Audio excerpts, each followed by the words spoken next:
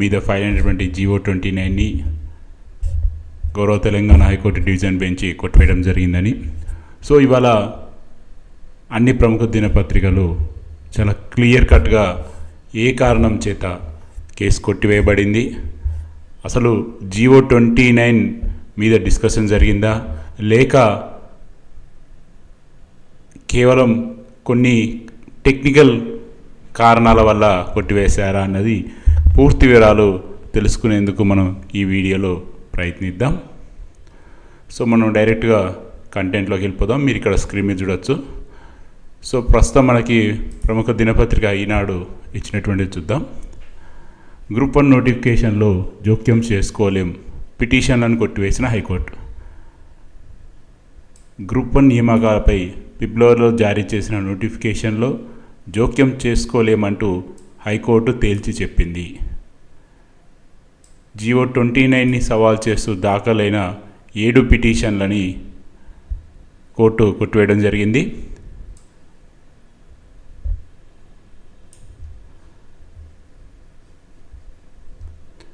అంతకుముందు జరిగిన విచారణలో పిటిషనర్ తరపున న్యాయవాదులు వారి యొక్క వాదనను వినిపిస్తూ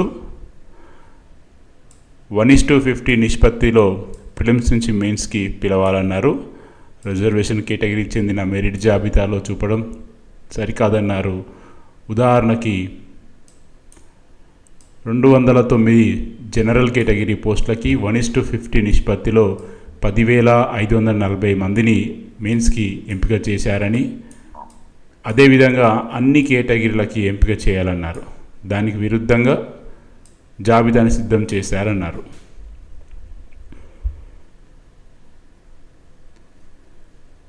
అదేవిధంగా ఫిబ్రవరిలో TGPSC నూతన నోటిఫికేషన్ జారీ చేసిందని, అంతకుముందు నియామక ప్రక్రియకు సంబంధించిన ఫిబ్రవరి 8న GO-29 జారీ చేసిందని, మొదటి నోటిఫికేషన్ జారీ అయ్యాక నిబంధనలు మార్చరాదని పేర్కొన్నారు. సో ఓవరాల్గా పిటిషనర్లు అయితే వారి యొక్క వాదనని ఈ యొక్క స్టైల్లో, అంటే ఈ యొక్క వేలో గౌరవ ధర్మాసనం ముందైతే వివరించారు.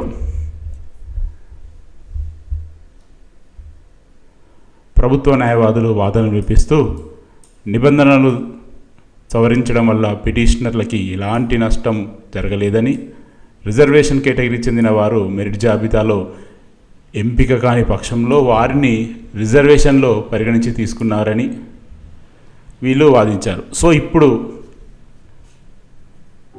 కోర్టు ఒక కామెంట్స్ మనం చూద్దాం. ఇరుపక్షాల వాదనలు విన్న ధర్మాసనం 2022లో జారీ అయిన నోటిఫికేషన్ ప్రకారం నిర్వహించిన ప్రిలిమ్స్ను హైకోర్టు రద్దు చేసిన నేపథ్యంలో TGPSC తాజాగా ఫిబ్రవరి 19న 563 పోస్టులకు నోటిఫికేషన్ని జారీ చేసిందన్నారు. దీనికి సంబంధించి జూలై 7వ తేదీన కీ విడుదల చేసి మెరిట్ జాబితాని ప్రచురించిన తరువాత పిటిషనర్లు హైకోర్టు ఆశ్రయించారని తెలిపింది. GO-29ని అప్లోడ్ చేయకపోవడంతో కోర్టుకి రావడం ఆలస్యమైందని చెప్పేసి పిటిషనర్లు చెప్పారు. వారి యొక్క వాదనని ధర్మాసనం తోసిపుచ్చింది. ఫిబ్రవరి 19న నోటిఫికేషన్ జారీ అయిన తర్వాత సమాచార హక్కు చట్టం కింద GO కాపీని పొందడానికి కూడా ప్రయత్నాలు చేయకపోవడాన్ని తప్పుపట్టింది. గత నోటిఫికేషన్ ప్రకారం పరీక్షలు నిర్వహించాలంటూ గతంలో దాఖలైన పిటిషన్లని ఇదే హైకోర్టు కొట్టివేసిన విషయాన్ని ప్రస్తావించింది. అందువల్ల ప్రిలిమ్స్ రద్దు చేసి పాత నోటిఫికేషన్ ప్రకారం నిర్వహించాలన్న అభ్యర్థనను అనుమతించలేదు అని ఆ ఒక అభ్యర్థన కొట్టివేసింది. సో ఒకసారి మనం ఈ యొక్క జడ్జిమెంట్ని చూస్తే క్లియర్ కట్గా ఆలస్యంగా వీళ్ళు కేసు ఫైల్ చేశారనే ఒక మేజర్ కారణంతో ఈ కేసు డిస్మిస్ అయిపోయిందని చెప్పేసి ఇక్కడ మనకి పేపర్లో అయితే వీళ్ళు చెప్తున్నారు. ఎందుకంటే నోటిఫికేషన్ ఫిబ్రవరి 19, 2024లో రిలీజ్ అయితే ప్రిలిమ్స్ ఎగ్జామ్ జరిగిన తర్వాత కీ వచ్చిన తర్వాత వీళ్ళు కేసు వేశారని, అంటే ఒక రకంగా ఎగ్జామ్స్ అయిపోయిన తర్వాత ప్రిలిమ్స్ ఎగ్జామ్స్ అయిపోయిన తర్వాత GO-29 మీద కేసు వేశారని, అదేవిధంగా GO-29 కాపీ పబ్లిక్ డొమైన్లో అవైలబుల్ లేదని, దానికి కారణంగానే లేట్ వేసామని వీళ్ళు చెప్తే, మరి RTI ద్వారా మీరు అప్లై చేశారా, అప్లై చేయలేదు కదా అని చెప్పేసి ఈ 2 కారణాలతోటి ఈ కేసుని కొట్టివేయడం జరిగిందని చెప్పేసి మనకి ఇక్కడ క్లారిటీగా వీళ్ళు చెప్తున్నారు. అదేవిధంగా ఈ ఎంటైర్ జడ్జిమెంట్లో స్టూడెంట్కి ఒక పాజిటివ్ పాయింట్ ఏంటంటే, ఇందులోని వెబ్ నోట్, డీకోడింగ్ వెబ్ నోట్లకు సంబంధించిన అంశాలు చర్చించలేని, వీటి మీద అభ్యంతరాలుంటే మరోసారి హైకోర్టుని ఆశ్రయించవచ్చు అని చెప్పి పిటిషనర్లకి అవకాశం కల్పించింది.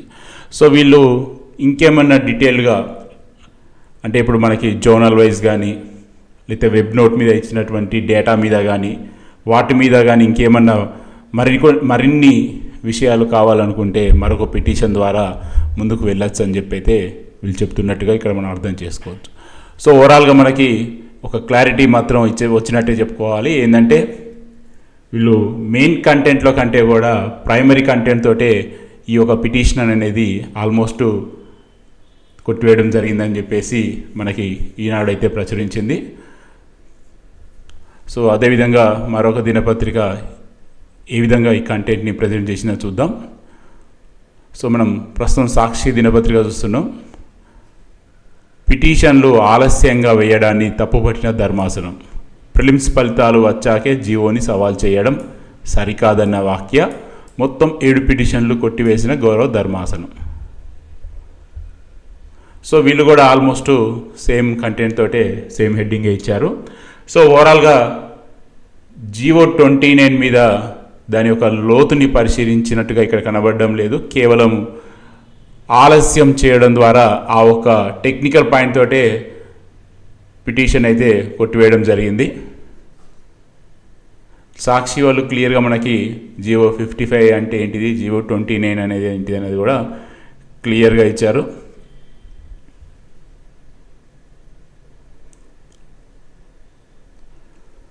సో ఓవరాల్గా తెలంగాణ గ్రూప్ 1 2024 మీద ఉన్నటువంటి కేసులలో టెక్నికల్ పాయింట్స్ అనేది చాలా ఇంపార్టెంట్గా మారిందని మనం చెప్పుకోవచ్చు. ఎందుకంటే ఇప్పటివరకు వీటి మీద జరిగిన అన్ని కేసులు కూడా మెయిన్ కంటెంట్లో కంటే కూడా కేవలం టెక్నికల్ పాయింట్లతోటే డిస్మిస్ అవుతున్నాయి. చూడాలి మరి రానున్న రోజుల్లో ఏం జరుగుతుందో. సో ఇది